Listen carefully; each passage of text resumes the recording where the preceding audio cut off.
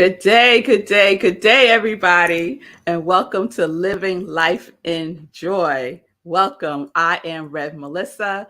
I am an ordained interfaith minister. I'm a licensed religious science practitioner. I'm a spiritual life coach, and I am the spiritual director, senior minister at Rockland Centers for Spiritual Living. And all of that is my ministry of joy, where I support people in living life in joy, connected to their yes. So we are in a new month. It is March, and March is Women's History Month. So I'm going to share a little bit about that in a few minutes. But I want you to know that Living Life in Joy, the purpose of this show is to introduce you to people who are connected to their yes, who are living their life on purpose.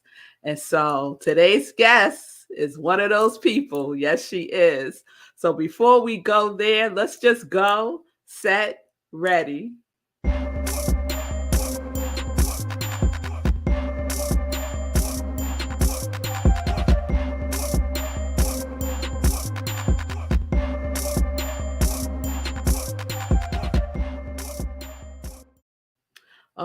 All right. So happy Women's History Month. So I did a little digging around about Women's History Month because I didn't really know much about it, right? I didn't know when it started or anything. So I'm going to share just a little bit about it.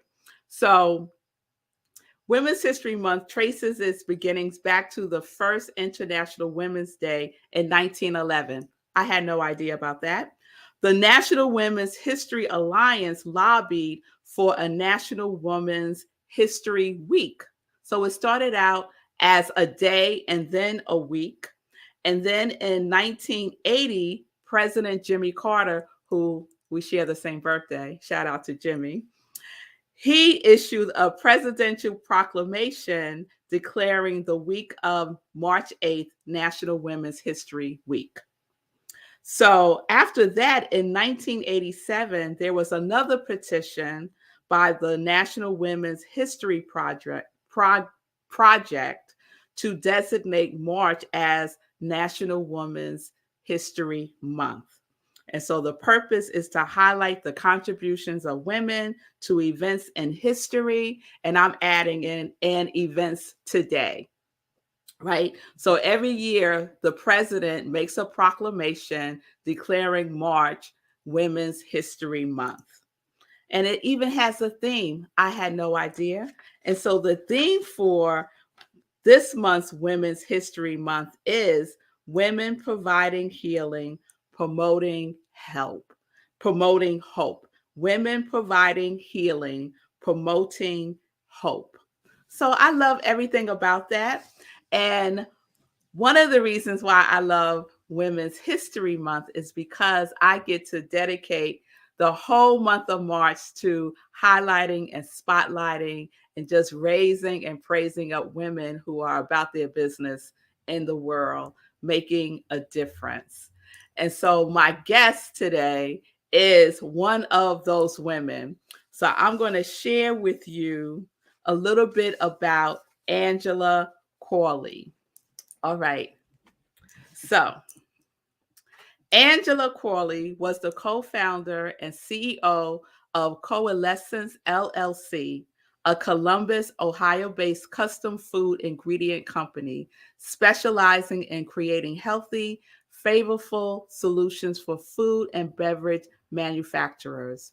Together with her husband, Ian Blunt, she started the business in 2005 with the goal of creating nutritious, functional products to address health disparities plaguing the global community. In 2021, Angela was instrumental in structuring a multi-million-dollar deal for Coalescence LLC to be acquired by another Black-owned, female-led organization. I love everything about that. Can't wait to ask Angela about that. In 2013, Ms. Cauley, Angela, was instrumental in launching the George Washington Carver Food Research Institute. This nonprofit organization was devised to expose underrepresented students to agricultural STEAM career paths and to assist them in developing critical skills necessary to create and sustain food-based businesses. She believes that reaching back and believing in our youth, we are not only strengthening our future, but society as a whole. Angela is a member of several corporate and nonprofit boards. She received a BS and a BS degree in food science and technology from the Ohio State University and North Carolina State University, respectively. She has over 30 years of food science and nutrition research experience. She was inducted into the Ohio State University Food and Science and Technology Department's Alumni Hall of Distinction in November 2020. In Angela's spare time, she enjoys doing speaking engagements to empower future women leaders in STEAM fields, spending time with her family, and sharing yoga and meditation with individuals in need of self-care. And there you see right there is her website for the George Washington Carver Food Research Institute, which just looking at it makes me just feel calm. So please check out the website. And so without further ado, it is my pleasure to introduce you to Angela Cauley.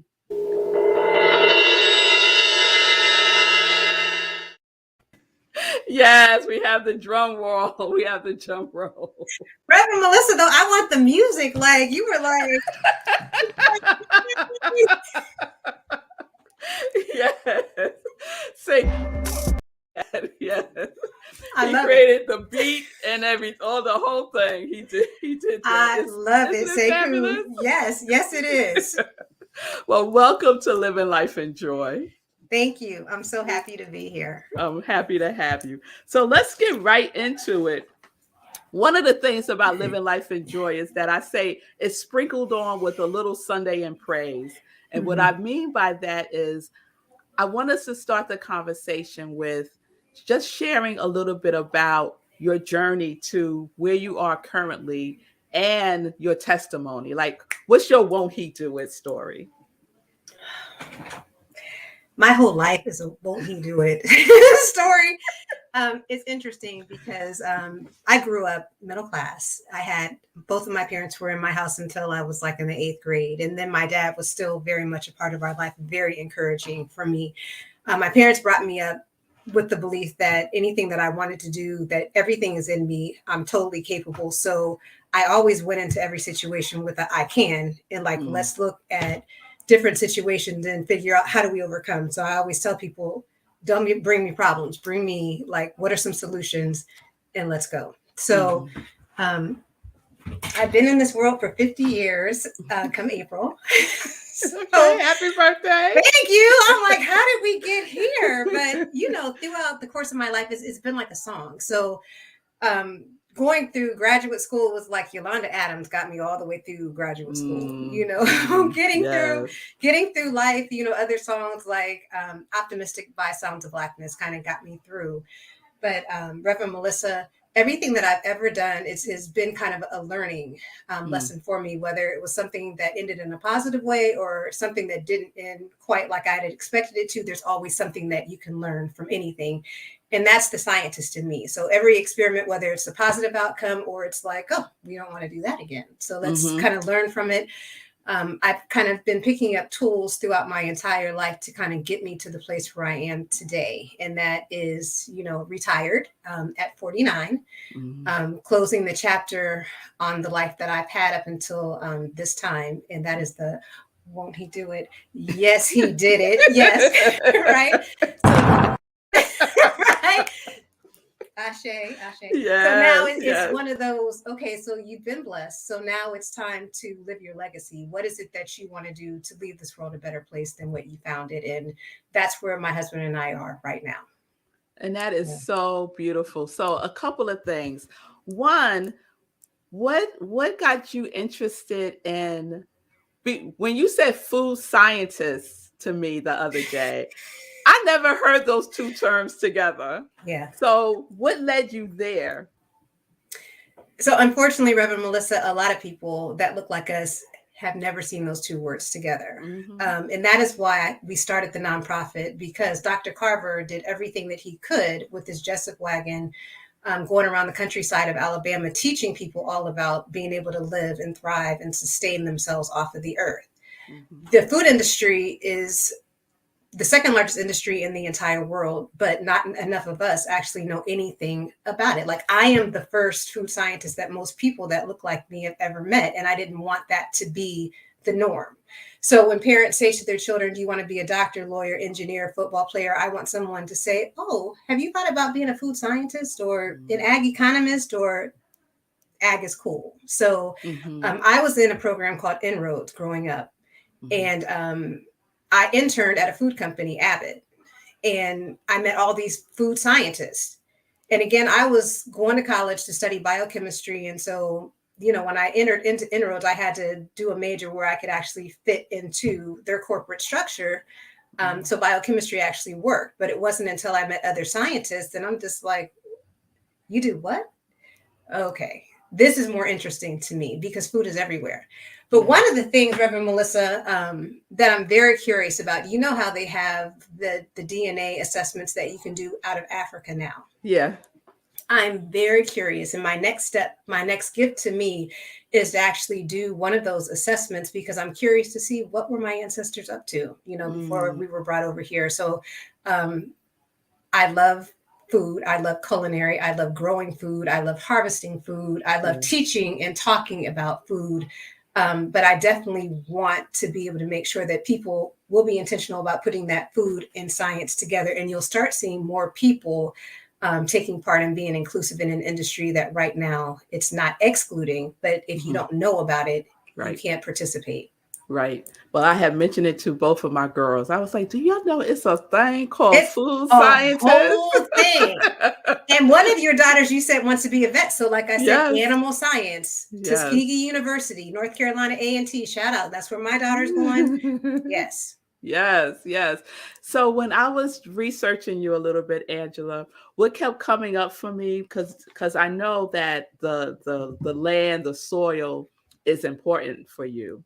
And I kept thinking about soil and soul, and how those things, and I might be making an assumption about you, but I feel that they're interconnected for you, the soil and the soul. Could you speak to that a little bit? So the yogi in me, Reverend Melissa, is all about taking my shoes off and going and stepping in the soil so that I can get all those energetic waves kind of coming up through, because that's so important, being connected and being grounded to the earth, being grounded to the soil, being grounded to the soul, and being connected to, the God. So they do go hand in hand. Yeah. Absolutely. I had a sneaky feeling about that. And so let's just go a little deeper, because I was looking at Coalescence, the company that you sold to another Black female-led organization. So let's talk about that. Yes. We can do that again. Let's do fireworks one more time because Yes. Tell me about that. so again, there aren't a lot of minority owned companies, Black owned food companies in the world. There's a few. And I was at a huge conference for one of the largest quick service restaurants in the world, who do a lot of good work with supporting minority owned and Black owned companies, and met a young woman there. When she saw me, it was just like, oh, well, who are you? Like, let's get to know each other. Let's support each other. Let me help you. You help me. And it was a sisterhood. Yeah. And her company, her father started the company, and they were established for many, many decades before us. So they're about 5 times the size of us. They were like $105 million company, and we were somewhere in the upper 20s. And whenever I would kind of talk to her about our exit strategy and what we're trying to do, because there is life, after coalescence. Again, we've always been about trying to build our legacy and do what we can to serve and help people. She said, if you're really serious about selling your company, I'd like to put my hat in the ring. And we were like, oh, Well, do tell. Like, no, it's not too late. Do tell, because can you imagine? Most of the time, like when BET was sold, it was sold to a non-minority owned company. Most companies, because there aren't enough Black companies out there that are to scale that can actually purchase a large company, it just doesn't happen. So it was a unicorn moment. Our customers who definitely support diversity and inclusion were really happy, because when we sold to them, they didn't lose a diverse company. They were able to maintain that same diverse status, but then we could also cross-pollinate. So the company that purchased us was New Horizon Baking out of Norwalk, Ohio, and they make buns. They do soft rolls and they do English muffins. And they're in most quick service restaurants, they're private label and retail. But now not only are they selling buns, but they're selling seasonings, they're selling vitamin premixes, they're selling flavors, different functional ingredients, and there's a supply chain where they can actually, produce some of the ingredients that they use to go into their products and sell, other things to the companies that they have, and vice versa. So it's going to do nothing but make them stronger as a company, and now us stronger as being part of their family. Yeah. And I couldn't be more pleased to just see them take, our baby that we've grown to a point, it's just like that baton, you pass it and just let it go.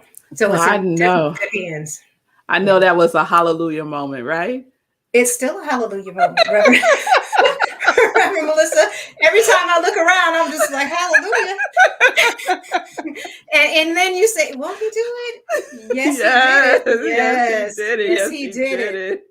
Yes. So tell me what your focus is with the new organization, the George Washington Carver Food Research Institute. Yeah. So a lot of people, when they're talking about agriculture, they want to set up gardens. And I think that's great too. But with our experience, we went beyond. So let's look at different ways to grow food, whether it's looking at growing in the soil, whether you're doing hydroponics where you're growing it in water, whether you're doing aquaponics where you're combining it with like fish and water. We want to just be able to teach people, different ways to be able to grow food in their homes, to be able to sustain themselves, as well as doing agriculture STEAM, which is science, technology, engineering, art, and math. So when you think about biology, it can be overwhelming and it can be incredibly boring and one-dimensional when all you're doing is actually looking in a book and just kind of reading, oh, this is what cells do, and these are the parts of the cells, right? But if you can take a child outside and say, okay, let's go ahead and be scientists. Let's put on our lab coats. Let's cut open a plant and let's look at the different parts. Let's look at the stem. Let's look at the roots. Let's talk about the leaves. And you're literally looking at it underneath a microscope. And then all of a sudden things come to life. Yeah. So I believe that children learn best by doing, because that's the way that I learned. So it could actually bring the world to life, and what better way to do it than through food? So there's the food STEAM, where we're helping to make that connection between the earth and what you're studying to make things applicable for students. And then hopefully we'll create different future food pros, and trademarking that future food pros, so that we can have more people in the industry. So I will not be the first and only, right? Yeah. Then we have foodpreneurship. And foodpreneurship is just that, food entrepreneurship. So we started from zero with an idea and a great work ethic and a brain, right? And we want to be able to teach other people, like if you've got a great idea, your grandmother made the best hot sauce, and you want to figure out how do we take that from conception all the way to a commercialized product that you're selling. We want to help you to understand the repercussions of food safety, of sensory evaluation, labels, packaging, nutritional, anything that you need to understand to actually have a business, whether you're doing it from the ground up and having your own facility, or you're actually using co-manufacturers. What does that look like? So there's the foodpreneurship aspect. And then last but not least, we're trying, and I'm really hoping that we're going to be successful here in Mecklenburg County and Charlotte. We want to build a vertical farm where we're able to grow enough food that you would grow in 40 acres worth in 2 acres under one roof, 12 different growing cycles, because everything is going to be contained inside of a greenhouse. It's going to do two things. Number one, for people that are having issues with food and don't have accessibility, we're going to be donating food. We're going to be selling some of the food at a lower rate through some of the distribution channels, different stores, food stores here. in communities that are considered food deserts. But we're also going to be teaching a lot on technology because everything that's there is actually going to be monitored through AI. So, what nutrients are going to be delivered to each pod, how much light is going to be required, how much oxygen and CO2 is actually going to be, transmitted, like all of those different things. How do you use robotics to be able to, move things and package things? So when people come and actually experience working or doing, different sessions with us, they will get certifications where they'll be able to take these high-tech skills and transfer them, whether they're starting their own business or they just want to break that cycle of poverty and working for somebody else and not coming in at the bottom, but just being trained in skills where, they'll be able to realize some success to help their family. So, oh my God, that is so awesome. And I don't want what you said.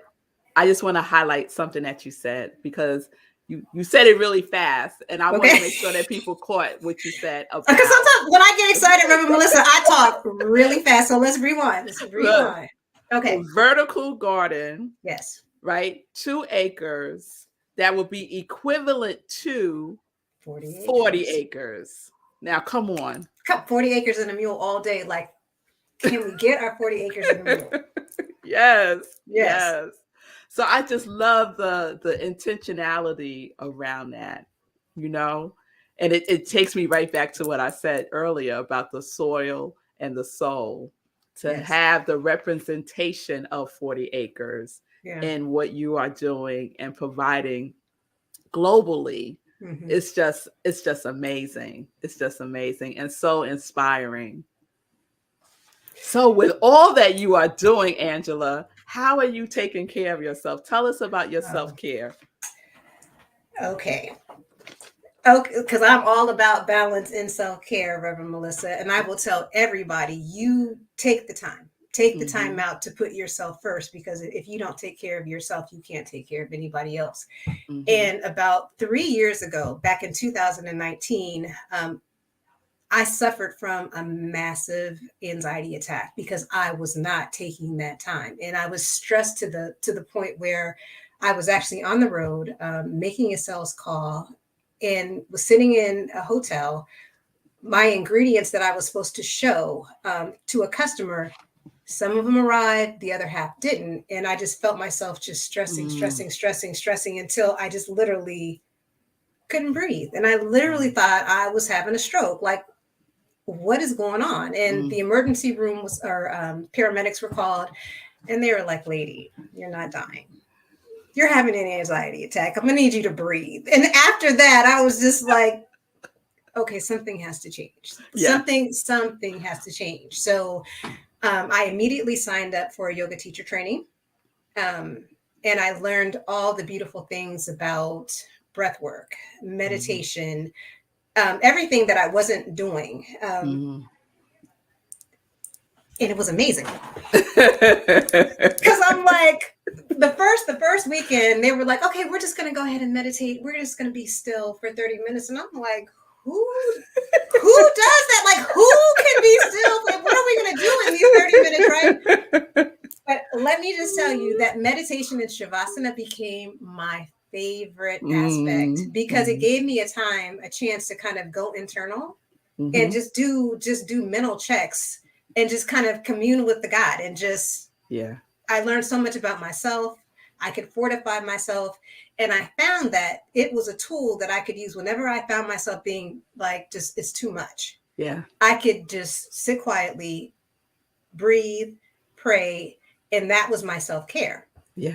To the point, because I own my own business, we took an office, took everything out, and created a meditation space for our staff. So anytime anybody just went, because running a business is stressful. And people will tell you, oh, you're so lucky you have your own business. Yeah, okay. Sometimes it's just like, can I work for the state? Can I get my check in on Friday? Like, I'm not thinking about this until I come back. Oh, what was I doing? Oh, okay, it's Monday, right? When you run your own business, as you know, it never ends. Right. You wake up with it, you go through the day with it, go to sleep with it. But I don't want to scare people into not having their own business. Please do.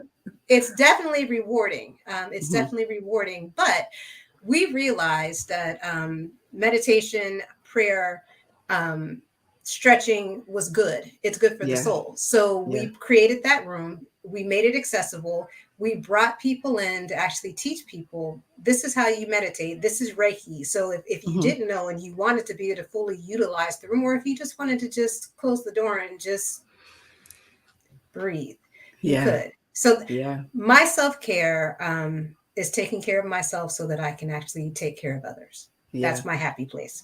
Yeah. And it's beautiful. And I see that you are also incorporating it into the work that you're currently doing. Yes. It's awesome. Awesome. I'm sneaking it in. Everything under the umbrella, George Washington Carver. Nourish Yoga is being trademarked as we speak. So yes, working with universities, working with corporations, working with moms, working with men. My husband and his fraternity brothers, like they come over to the house every Saturday morning, and we give them a time to just kind of fellowship, stretch, and do yoga. I love it. I love everything about it. I love it. All right, girl. We're going to shift. I told you we could just talk and talk and talk. So Yes. we're going to shift to the joy questions. Okay. So there are 3 joy questions. And the first one is, what does joy look or feel like for you? So my color for joy is yellow all day. I am the sunshine yellow, sun feeling person. So it feels like warmth. It feels like my heart like expanding. So that is joy for me. I love that. I love that. I say that I'm living life in joy. What are you living life in? Intention. This year is the year of intention. So it's not good enough to just say, these are my goals. It's about being intentional about the things that I want to do, the way that I want to serve, the life that I want to lead. So intention that is how I'm living my life. Beautiful. And the last question is, what is your joy song and why? As long as you keep your head to the sky. I can't sing, but I'm optimistic, right? Sounds of Blackness. Yes.